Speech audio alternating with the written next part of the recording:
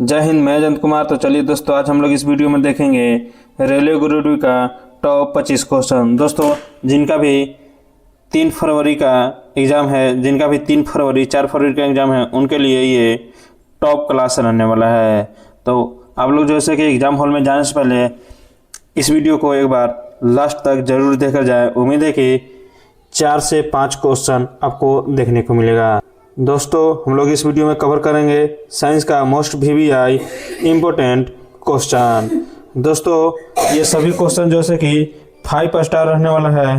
देखिए 5 स्टार रहने का इसका कारण जैसे कि जो अभी तक 2 फरवरी तक एग्ज़ाम हुआ है, जिस चैप्टर से पूछा है दोस्तों आपके एग्ज़ाम में, उसी चैप्टर से गेस करके लिया हुआ ये सभी 25 क्वेश्चन है।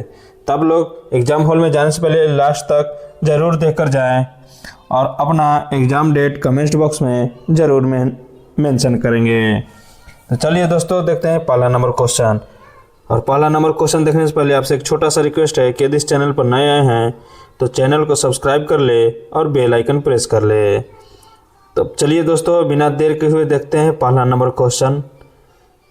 और मेरे से पहले आप लोग सभी क्वेश्चन का आंसर गेस करके कमेंट बॉक्स में ज़रूर बताएंगे।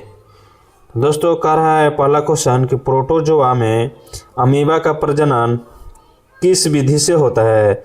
दोस्तों प्रजनन से 3 से 4 क्वेश्चन हर एक शिफ्ट में आपको पूछ दे रहा है, तो ध्यान से पढ़ेंगे तो इसका राइट आंसर बताएंगे। दोस्तों प्रोटोजोआ में अमीबा का प्रजनन किस विधि से होता है, तो ये होता है दोस्तों द्विखंडन से। ऑप्शन सी राइट हो जाएगा। चलिए दोस्तों आगे देखते हैं अगला क्वेश्चन क्या कह रहा है यहाँ पे। देखिए दोस्तों दूसरा नंबर क्वेश्चन कह रहा है कि किस जनन में संतति आनुवंशिक रूप से माता पिता के समान होती है।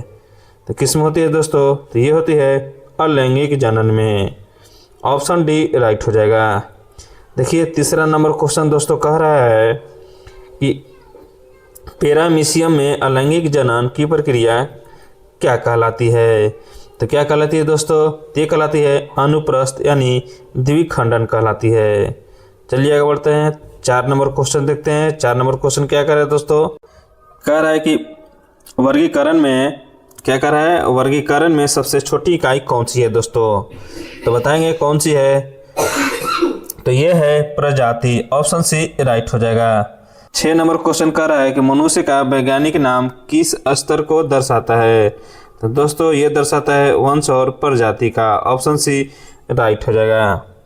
अगला क्वेश्चन कह रहा है 6 नंबर क्वेश्चन कि विद्युत धारा की एसआई इकाई क्या है।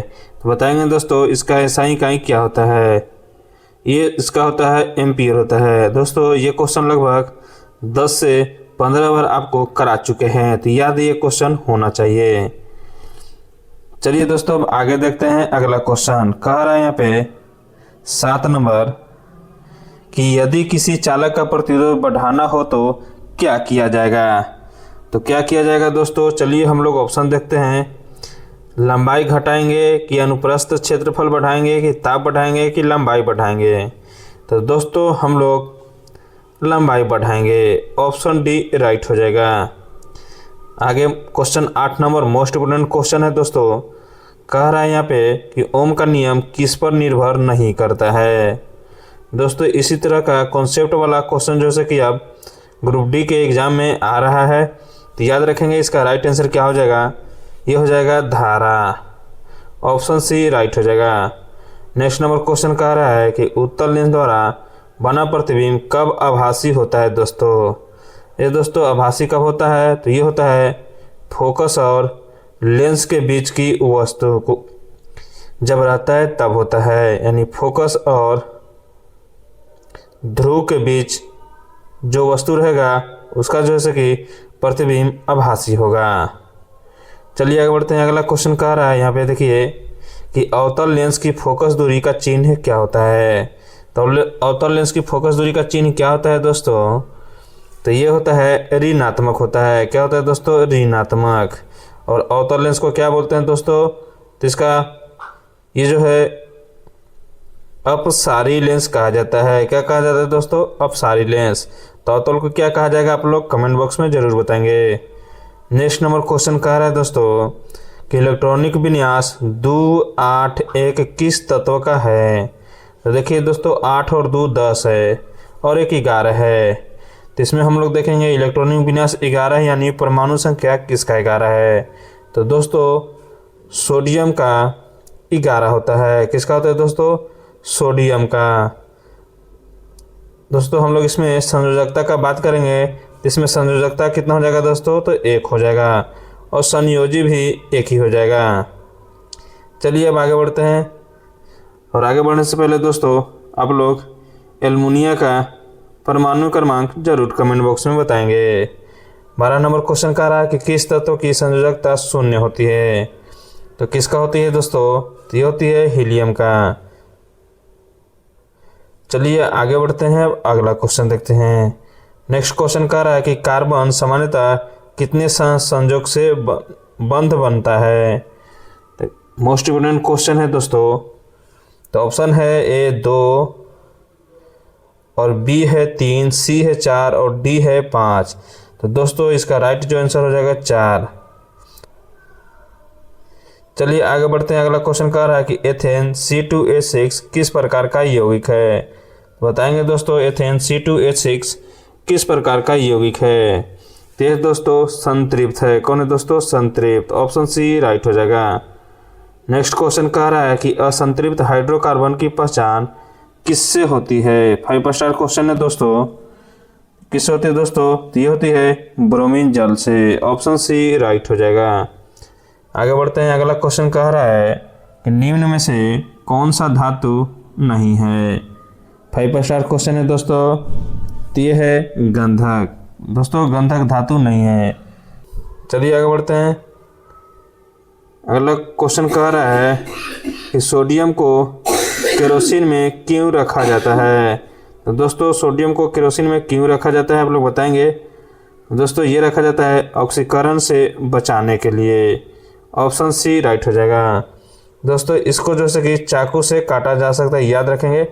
और सोडियम को जैसे ही पानी में डालेंगे तो वो रिएक्शन करके जल जाएगा, यानी सोडियम को पानी में डालते ही सोडियम जलना स्टार्ट हो जाएगा, इसीलिए केरोसिन तेल में रखा जाता है। नेक्स्ट कह रहा है दोस्तों कि जिंक और कॉपर से बनी सेल को क्या कहते हैं। तो क्या कहते हैं दोस्तों? ये कहते हैं डेनियल सेल कहते हैं। ऑप्शन सी राइट हो जाएगा। नेक्स्ट क्वेश्चन कह रहा है कि किस प्रोटोजोआ में कसाव यानी सिलिया पाए जाते हैं। 5 स्टार क्वेश्चन है दोस्तों। ये जो पाया जाता है पैरामीशियम में। ऑप्शन सी राइट हो जाएगा। 20 नंबर क्वेश्चन कह रहा है, यहाँ पे देखिए कि यूग्लिना को किस कारण से पादप और जंतु दोनों में रखा जाता है। किस कारण से रखा जाता है दोस्तों? ये रखा जाता है हरित लवक की उपस्थिति के चलते। ऑप्शन बी राइट हो जाएगा। नेक्स्ट क्वेश्चन कह रहा है कि किस प्रक्रिया से विद्युत ऊर्जा को यांत्रिक ऊर्जा में बदला जाता है। किस प्रक्रिया से दोस्तों? तो ये है विद्युत मोटर से। 22 नंबर क्वेश्चन यहाँ पे देखिए क्या कह रहा है कि किसी चालक में इलेक्ट्रॉनों का प्रवाह किस दिशा में होता है। किस दिशा में होता है दोस्तों? तो ये होता है विपरीत दिशा में। ऑप्शन बी राइट हो जाएगा। नेक्स्ट क्वेश्चन देखिए यहाँ पे क्या कह रहा है कि आवर्त सारणी में एक ही समूह के तत्वों में समानता किस कारण होती है। किसके कारण होती है दोस्तों? तो ये होती है बाह्य कक्षा के इलेक्ट्रॉन। ऑप्शन सी राइट हो जाएगा। नेक्स्ट नंबर क्वेश्चन कह रहा है कि किस यौगिक में OH का कार्यात्मक समूह होता है। तो किस में होता है दोस्तों? तो ये होता है एल्कोहल में। ऑप्शन सी राइट हो जाएगा। चलिए लास्ट क्वेश्चन देखते हैं इस वीडियो का। कह रहा है कि लैंगिक जनन का प्रमुख लाभ क्या है। तो क्या है दोस्तों? ये है आनुवंशिक विविधता। ऑप्शन सी राइट हो जाएगा। उम्मीद है कि आप लोग को ये वीडियो अच्छा लगा होगा।